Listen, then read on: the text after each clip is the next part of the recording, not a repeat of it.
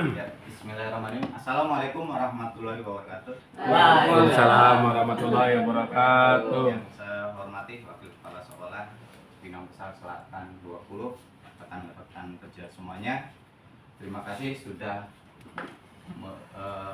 diberikan kesempatan saya untuk melakukan yaitu sosialisasi pendidikan inklusi di SDN Cipinang Besar Selatan 20, yaitu sosialisasi tentang tindak lanjut GPK yang saya lakukan, yaitu udah 3 kali tahap. Ini tahap yang ketiga, yaitu pelatihan dimulai tanggal 2 sampai tanggal 16 Desember.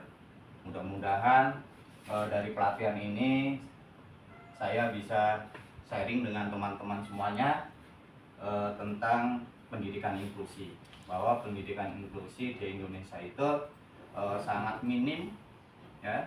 Terus makanya dari Pak Menteri kemarin disampaikan bahwa ada 2 target yang dilakukan dari Kementerian Kebudayaan, yaitu 1 tentang pendidikan inklusi, kedua yaitu tentang BK.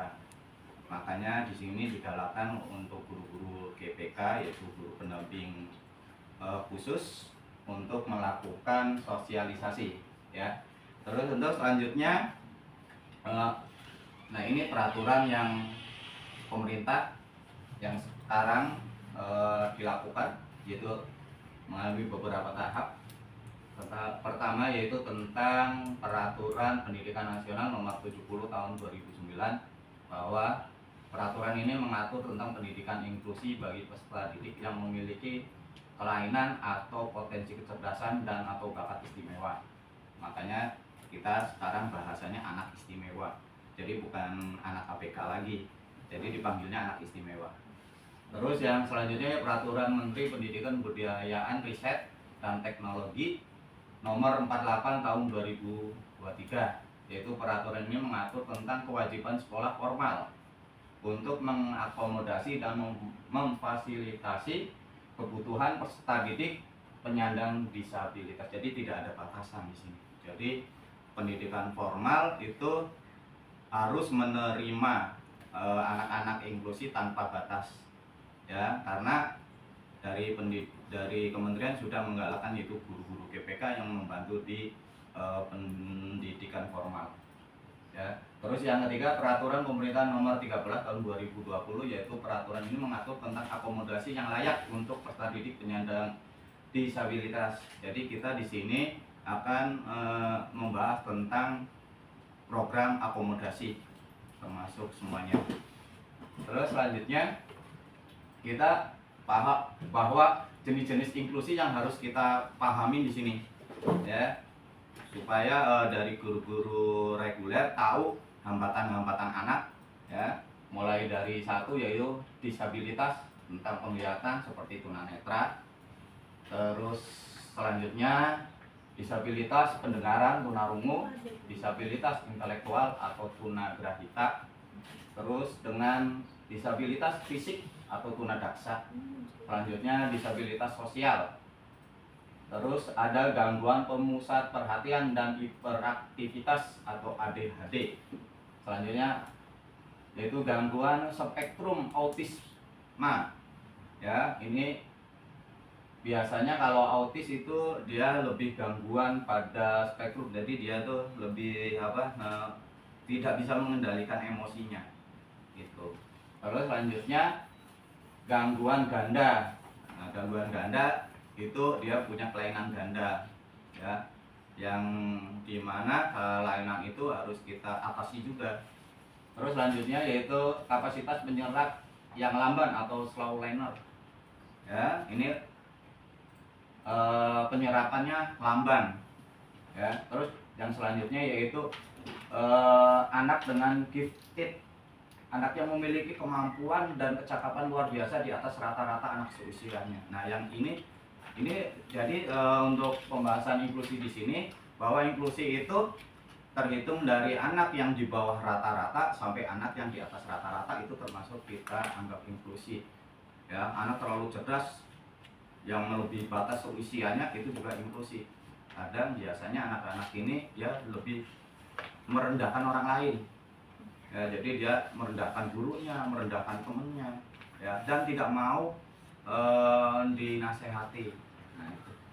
Terus selanjutnya yang kita lakukan di sini melalui pembelajaran UDL, ya, Universal Design for Learning. Nah, ini pembelajaran ini bertujuan untuk meningkatkan aksesibilitas dan partisipasi semua siswa dalam proses pembelajaran. Jadi semuanya aktif dalam pembelajaran, termasuk anak-anak yang inklusi. Ya. Terus memberikan pelayanan pada PDBK untuk mengakses dalam partisipasi pembelajaran yang mampu memudahkan belajar. Jadi kita memudahkan anak untuk semudah-mudahnya anak istimewa ini dengan mudah belajar. Jadi tidak ada penekanan anak-anak harus menghafal perkalian, tidak ada. Anak harus menghafal pembagian, tidak ada. Anak hanya menulis satu angka aja atau dua angka, itu termasuk dia sudah dikatakan berhasil. Misalnya dia bisa nulis angka 1, itu sudah dikatakan berhasil. Kenapa? Karena di sini nggak ada penekanan untuk mereka. Karena kemampuan mereka yang terbatas, hambatan mereka yang terbatas, harus kita dimudahkan mereka untuk belajar supaya mereka diperhatikan dalam proses pembelajaran. Terus ada prinsip, di sini ada prinsip 1, yaitu desain multi means of engagement. Nah, ini maaf ya, bahasa Inggrisnya agak belit-belit. Itu merancang berbagai sarana keterlibatan, yaitu gimana caranya. Prinsip 1 pertama yaitu kita di sini menghargai minat dan identitas. Jadi kita tuh cari minatnya dulu, anak maunya apa, terus kita cari identitasnya itu kemampuan anak itu apa yang harus kita gali. Itu di sini kita cari identitasnya. Misalnya anak itu tanya ke orang tua, oh hobinya nyanyi atau hobinya menggambar. Nah, terus selanjutnya kita merancang berbagai sarana keterlibatan. Kita rancang tuh, ya, misalnya namanya Fahri, ya, minatnya dia menggambar, ya kan. Terus kita rancang lagi pembelajarannya, misalnya menggambar cacing, misalnya yang muda, ya kan. Nah, kita libatkan kepada semua pembelajaran. Misalnya cacing berarti kita masukkan ke pelajaran IPAS, ya kan. Nah, kita masukkan lagi ke ini apa, SPDP gitu. Terus nulis cacing bahasa Indonesia dan seterusnya. Jadi kita libatkan semua minat bakat mereka dalam semua pelajaran. Terus usaha dan ketentuan yang berkelanjutan. Jadi di sini setelah selesai itu ada lanjutnya lagi. Setelah kita membuat rancangan, apalagi nih setelah si Fahri ini berkembang, terus lanjutannya apalagi, kita cari lagi minat bakatnya untuk melanjutkan ini, ya kan. Di sini ada gambarnya, ya, ini saling diskusi apa ngobrol. Nah, kedua, membangun kapasitas emosional. Kita bangun tuh kemauan emosional dia untuk belajar, kita bangun. Jadi setelah satu prinsip ini udah menguasai, kita bangun yaitu kapasitas emosionalnya, ya. Emosionalnya apa, kemauannya apa, emosional kita bangkitkan terus sampai dia bisa. Terus yang kedua yaitu prinsip yang kedua yaitu desain multi means of representation, atau merancang berbagai sarana representasi. Representasi itu yaitu persepsi. Terus persepsinya apa? Ya kan, sebelum belajar kita harus cari persepsinya dulu untuk anak, ya. Terus yang kedua, merancang berbagai sarana representasi. Sarananya apa? Misalnya si Fahri ini anaknya nggak mau diem, nah kita buat sarananya. Sarananya apa? Misalnya anak itu suruh duduk, terus dikasih kegiatannya sebanyak-banyaknya supaya dia sibuk dengan kerjaannya. Atau anak yang disabilitas, misalnya anak yang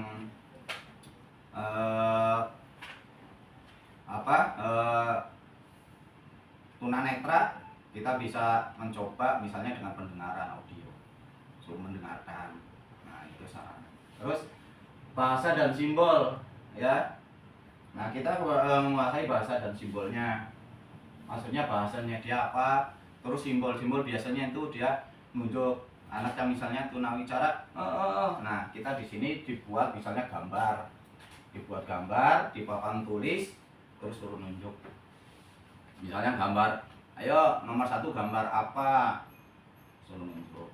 Seperti itu simbol. Terus membangun pemahaman.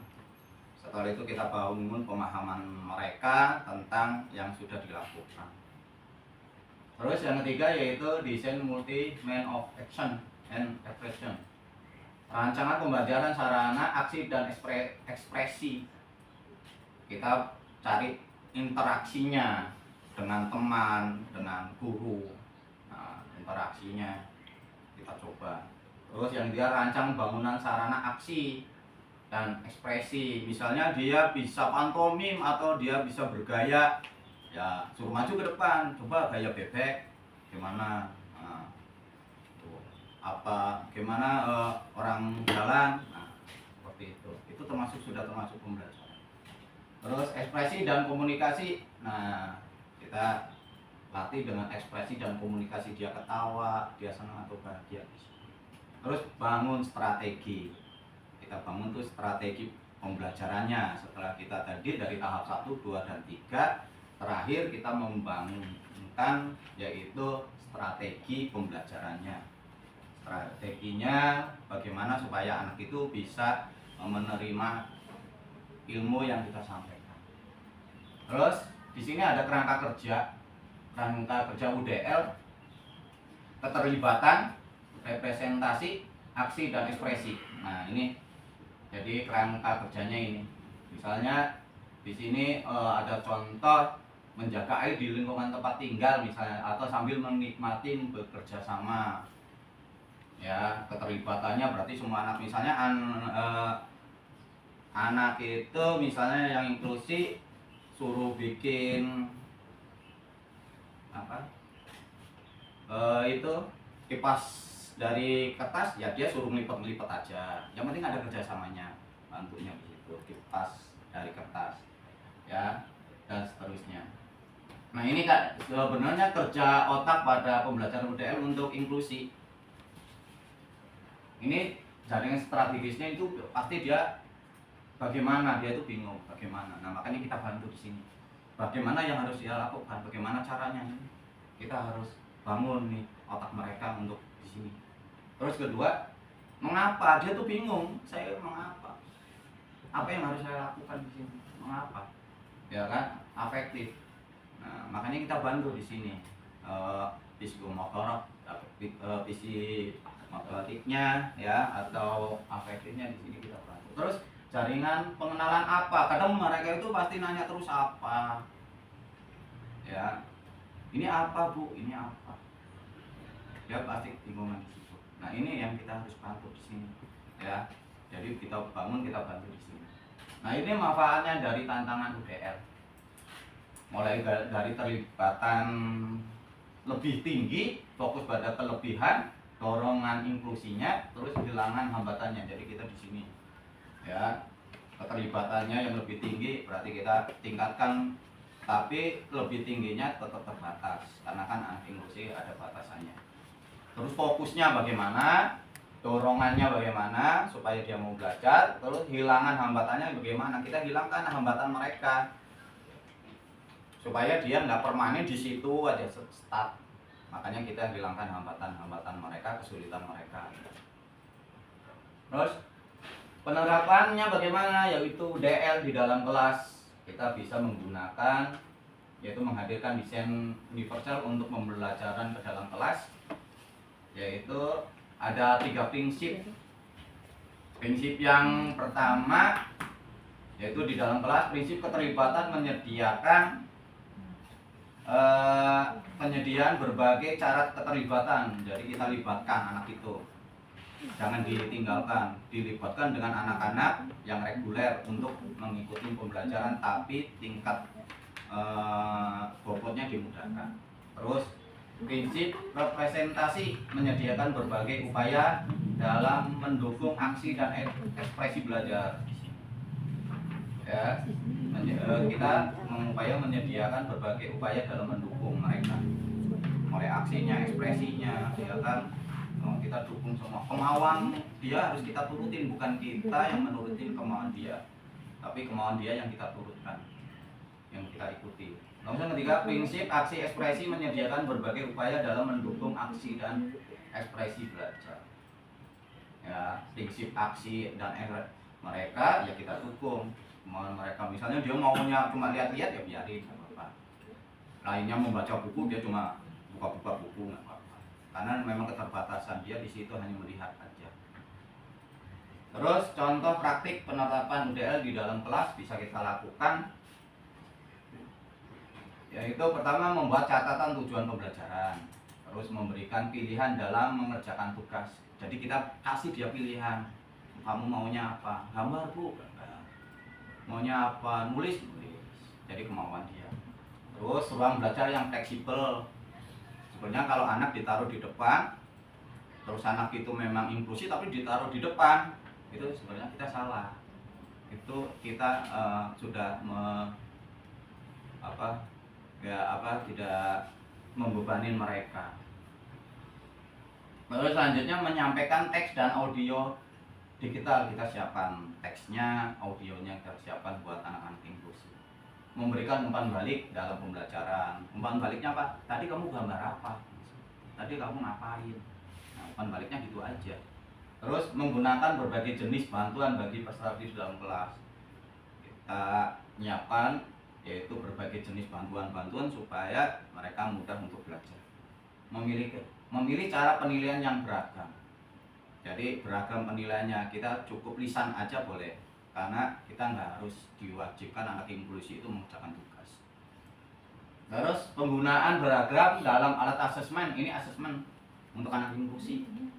Mulai dari kita lakukan observasi, diobservasi dulu anaknya, terus profil belajar siswanya. Jadi profil belajar siswa, jadi kita lihat kemampuan mereka, profilnya apa aja. Terus asesmen awal. Iya. Jadi asesmen awal ini kita lakukan. Asesmen awal berbeda dengan diagnosa ya. Berbeda. Kalau asesmen awal ini sampai orang tuanya terlibat. Kita panggil orang tuanya. Minat bakatnya apa dan seterusnya. Karena terlibat. Kalau diagnosa itu kan hanya anak aja. Kalau ini semua lingkungan, dari lingkungannya, dari orang tuanya, dari anaknya. Terus kita lakukan wawancara. Wawancara itu untuk melihat kemampuan daya pikir mereka tentang misalnya secara lisan. Kalau misalnya nggak secara lisan, dia tahu cara berpikirnya bagaimana. Terus asesmen perilaku. Nah, ada dua. Jadi asesmen pendidik dan asesmen eksternal. Ini yang di luar. Ini yang di luar. Asesmen perilaku mereka gimana? Ya kan, kadang anak-anak inklusif perilakunya aneh-aneh. Kadang di luar dari batas manusia, batas dari teman-teman yang lain gitu. Nah, ini perilakunya pasti, ya kan, kita asesmen juga. Terus fungsi adaptifnya kita cari juga. Terus asesmen diagnostik. Nah, diagnostik baru kita temukan dengan diagnostik dia, yaitu berarti diagnostik untuk anak PDBK-nya. Terus komponen asesmen awal. Nah, ini yang kita lakukan awal anak untuk inklusi. Misalnya kelas 1 naik kelas 2, kelas 2 naik kelas 3, itu pasti ada pengalami perubahan. Nah, kita melakukan asesmen awal lagi. Setiap ketingkatan kelasnya itu kita lakukan asesmen awal. Mulai dari jenis disabilitasnya, pasti kita tahu apa diagnosa. Minat dan pilihannya pasti udah berubah. Yang tadinya anak itu suka gambar bisa jadi di kelas 2 beda lagi. Terus keterampilan dalam satu, keterampilan akademisnya, membaca menulis bagaimana. Terus fokus perhatiannya, anak itu fokus atau tidak. Terus mobilitasnya, motorik kasar dan halus, serta interaksi dan komunikasi sosial, emosionalnya, perilakunya, perawatan dirinya. Kadang kita perawatan diri anak inklusi itu beda dengan ini. Kadang nggak bisa merawat diri ya. rambutnya ya acak-acakan, habis semuanya berantakan. Nah, mengumpulkan informasi tentang peserta didik ini, kita untuk mengumpulkan informasi kita bisa menggunakan beberapa standar pertanyaan di sini. Ya. Mengelola profil belajar siswa pertama, terus kumpulkan informasi tentang usia, kelas, informasi medis. Nah, yang saya garis bawah yang informasi medis ini yang kita lebih perhatikan. Ya. Ya kita tahu, karena kalau kita nggak tahu informasi medis ya kita kesulitan juga untuk mengajarin anak itu maunya gimana supaya tahu. Ya kita anak itu misalnya diminta untuk ke psikolog ya ketahuan. Terus detail lainnya yang Anda anggap relevan, misalnya ya yang kira-kira yaitu apa yang relevan. Nah di sini ditemui dengan temui peserta didik dan orang tua mendapat informasi di bawah ini. Nah ini contohnya. Jadi kita panggil orang tua untuk mengisi pertanyaan ini. Ya, pertanyaan-pertanyaan untuk peserta didik contohnya seperti ini. Ya saya suka. Nah ini artinya kita sudah mencari identitas dia, kesukaan dia itu apa. Gitu. Kadang saya suka gambar, saya suka nyanyi, saya suka masak dan seterusnya. Oh, nah itulah yang kita jadi dasar utama untuk pembelajaran. Terus saya pandai apa? Nah, dalam apa? Saya pandai dalam apa? Saya butuh bantuan untuk apa? Saya belajar paling baik dengan siapa? Misalnya saya belajarnya sukanya dengan kakak. Nah, boleh dengan kakak. Misalnya di kelas saya suka belajar sama teman saya si Doni. Nah, kita arahkan, Doni sini ajarin ini. Terus pertanyaan untuk orang tua di sini kita, anak saya suka apa? Nah nanti dari pertanyaan dari orang tua dan anak ini kita persepsikan sama atau tidak. Kalau misalnya tidak sama, kita patokannya di anak. Tapi kalau sama ya kita lanjutkan dan seterusnya. Ya supaya kita tahu bagaimana cara mengidentifikasi. Tujuan asesmen PDBK berbeda dengan anak yang reguler, memperoleh data yang relevan, objektif, akurat, dan komprehensif tentang kondisi anak. Nah, yang kita dari kondisi anak ini. Anak yang 70 reguler dengan anak yang 70 inklusif pasti beda bobotnya. Terus mengetahui profil anak, kebutuhan anak, ya di sini potensi yang dimiliki, kebutuhan khusus serta daya dukung lingkungan yang dibutuhkan. Jadi sesuai kebutuhan mereka kita mengasesmennya. Ya, terus memenuhi layanan yang dibutuhkan, kita memberikan pelayanan kepada mereka, ya memudahkan mereka untuk bisa mengerjakan tugasnya. Kalau kemarin misalnya anak yang tunanetra itu biasanya asesmennya dengan lisan, dilakukan dengan lisan, hanya cukup 2 pertanyaan aja, udah jadi nilai udahan itu. Gitu. Dengan cara bagaimana? Ya kita direkam, ya kan? Nah ini ada hasilnya. 3 tujuan utama asesmen pendidikan inklusi ini. Kita harus menentukan pertama asesmen untuk penilaian untuk pembelajaran, asesmen formatif. Terus sama sih seperti dengan reguler. Ya, cuma bedanya yang merah ini. Ini ada namanya berkelanjutan. Jadi anak berkelanjutannya misalnya anak ini baru bisa huruf I, nanti di kelas 2 harus berkelanjutan bisa nulis huruf D. Nah ini asesmen pendidikan inklusi. Asesmennya boleh kita menggunakan portofolio, jadi nggak harus sumatif. Asesmen ini asesmen autentik ini udah bisa dijadikan untuk penilaian sumantif. Misal portofolio, pameran, tugas proyek. Nah ini udah dijadikan penilaian. Ya nggak harus ikutin sumatif, nggak apa-apa. Kita hanya ngumpulin aja nih asesmen autentiknya. Udah, mudahnya inklusi seperti itu. Asesmen berbasis kekuatan dan afirmasi. Di sini asesmen berbasis kekuatan, ada yang berbasis afirmasi. Artinya kekuatan kemampuan dia, sesuai kemampuan dia dan kekurangan dia. Kalau afirmasi ya bantuan dari kita untuk kemampuan bakat dan minatnya. Afirmasi berarti bantuan dari kita. Gitu. Nah, bantuan kita aja cukup. Ya, afirmasi itu. Terus selanjutnya asesmen dalam siklus pembelajaran mengajar ada 3. Analisis untuk mengambil keputusan, terus perencanaan dan pemrograman, praktek di kelas, asesmen umpan balik dan laporan. Nah, ini strategi pengajaran yang selanjutnya yaitu evidence informant. Ya, di sini itu ada penyelesaian dengan lingkungan fisik, pembelajaran secara langsung, terus pengajaran bersama, pengajaran kooperatif, from metakognisi dan pengaturan diri, teknologi asistif, bimbingan dengan rekan sebaya, scaffolding, pendekatan pembelajaran yang dipersonalisasi. Ini bisa dilakukan pendekatan ini.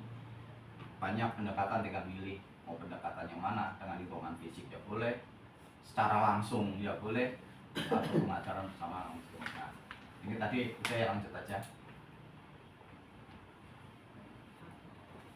Nah, ada beberapa yang harus kita perhatikan. Di sini perangkat pembelajaran inklusi. Ini perangkatnya. Ya. Perangkat pembelajaran pendidikan inklusi ada tahapannya ini. Ya.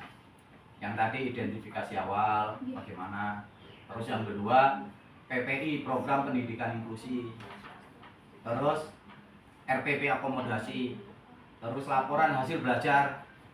Dan terusnya yaitu tindak lanjutnya. Ya, ini berbeda dengan reguler.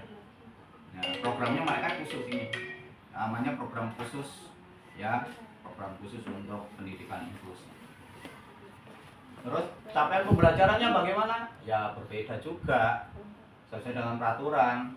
Di sini jangan CP kebanyakan yang ditemui dari beberapa sekolah itu nilainya 70 tapi CP-nya gak ada dirubah.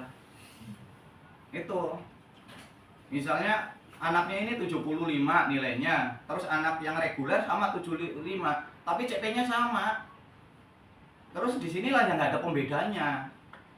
Kadang orang tua loh, anak saya udah bisa perkalian 1 sampai 100, 1 sampai 10. Padahal harusnya yang anak itu CP-nya, misalnya contoh di kelas 3 udah saya lihat, itu kelas 3 untuk CP matematika anak inklusi itu hanya menghitung 1 sampai 20. Anak inklusi. Bilangan cacahnya hanya menghitung 1 sampai 20. Sedangkan untuk anak reguler itu pembelajarannya ini langsung, yaitu perkalian 1 sampai 10, pembagian, pengurangan sampai 500. Nah, kita di sini rubah. Jangan disamakan dengan yang inklusi tadi, reguler tadi, CP-nya dirubah. Mungkin kemarin ada yang ngomong, Pak, pas penutupan bagaimana, kita kan aplikasinya sama. Kalau misalnya nginput CP nanti hasilnya sama gitu. Nah, di sini yang memang agak disulitkan, dirubahkan dulu ke Word, dirubah diketik sendiri.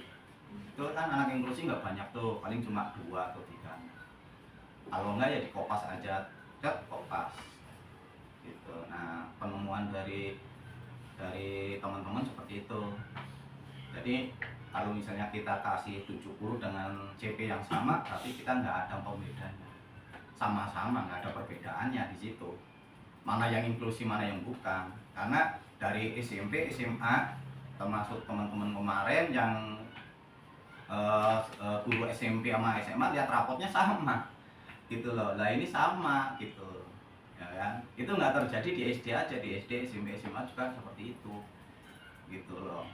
Anak ini inklusi tapi bobotnya sama yang reguler gitu loh. Ketemuannya kayak gitu. Itu dari kepala sekolah 56 tuh, kepala sekolah 56 yang menemukan anak SMP masuk SMA jalur inklusi tapi rapotnya bukan inklusi gitu. Nah seperti itu. Itu dari presentasi saya.